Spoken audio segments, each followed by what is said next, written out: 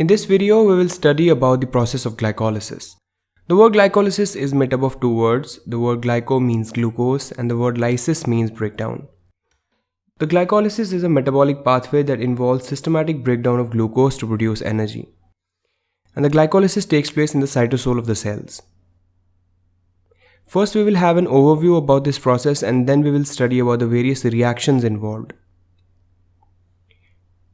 In glycolysis, one molecule of glucose, which is a 6-carbon compound, is broken down into 2 molecules of pyruvate, which is a 3-carbon compound. And in this conversion, energy is released in the form of ATP and NADH.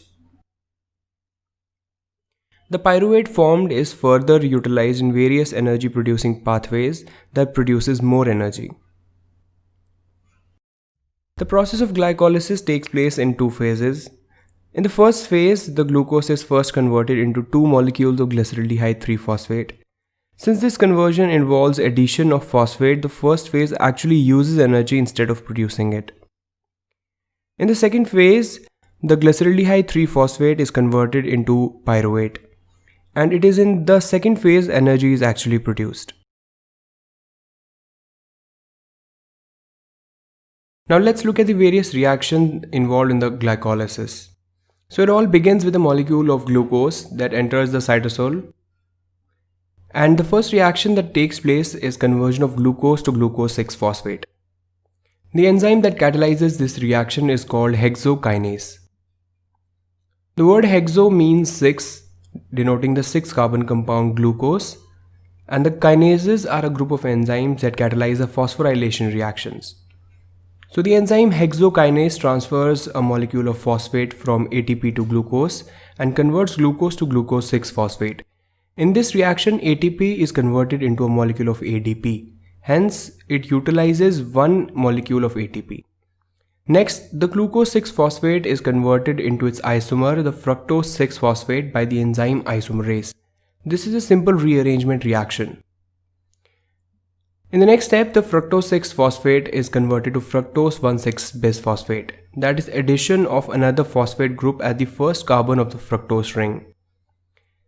This reaction is catalyzed by the enzyme phosphofructokinase, another kinase enzyme which transfers a group of phosphate from ATP to fructose 6-phosphate, and again ATP is converted into ADP. Hence, another ATP is utilized in the reaction. Next, the fructose 1,6-bisphosphate is split into 2 molecules, the glyceraldehyde 3-phosphate and dihydroxyacetone phosphate. These both are 3-carbon compounds, and the enzyme that catalyzes this reaction is called aldolase.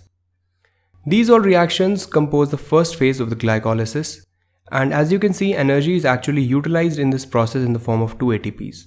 The 2 compounds glyceraldehyde 3-phosphate and dihydroxyacetone phosphate are actually isomers and can be interconverted into each other by the enzyme isomerase. But since the glyceraldehyde 3-phosphate is further utilized in the process of glycolysis, the equilibrium of this isomerization reaction is always towards the glyceraldehyde 3-phosphate.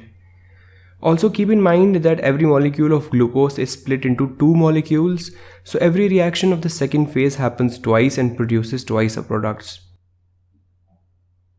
In the next reaction, the glyceraldehyde 3-phosphate is converted to 1,3-bisphosphoglycerate.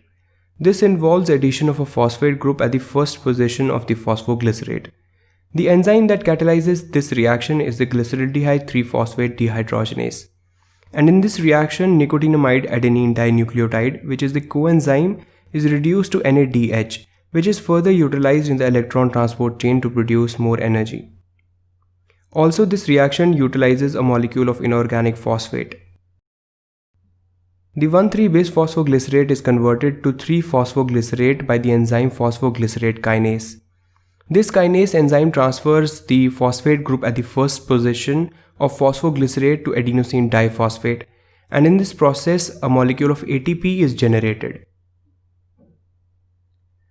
Next, the 3-phosphoglycerate is converted to 2-phosphoglycerate. This is a simple rearrangement reaction that happens with the help of the enzyme phosphoglycerate mutase. Next, the 2-phosphoglycerate is converted to phosphoenol pyruvate. The enzyme involved is enolase, and magnesium ions are also utilized in this reaction. In the final step of the glycolysis, the phosphoenol pyruvate is converted to pyruvate by the enzyme pyruvate kinase. The phosphate group at the phosphoenol pyruvate is transferred to ADP and converted to ATP. This all composes the second phase of the glycolysis, and as you can see, energy is produced in the second phase of the glycolysis. Now let's first look at the net reaction of glycolysis and then we will understand it in brief.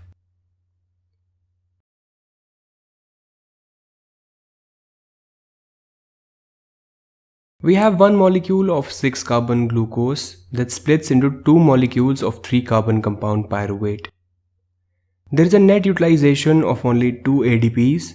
Since 4 ADPs are used in the second phase, but 2 ADPs are also produced in the first phase, there is a net use of only 2 ADPs. 2 molecules of inorganic phosphate are utilized in this step. 2 nicotinamide adenine dinucleotides are reduced to NADH molecules in conversion of glyceraldehyde 3-phosphate to 1,3-bisphosphoglycerate. So this was a brief overview of the process of glycolysis. I hope you find this video helpful. Thank you so much for watching this video. Like our channel on YouTube for all the upcoming videos and make sure to like our channel on Facebook for flashcards and upcoming notifications.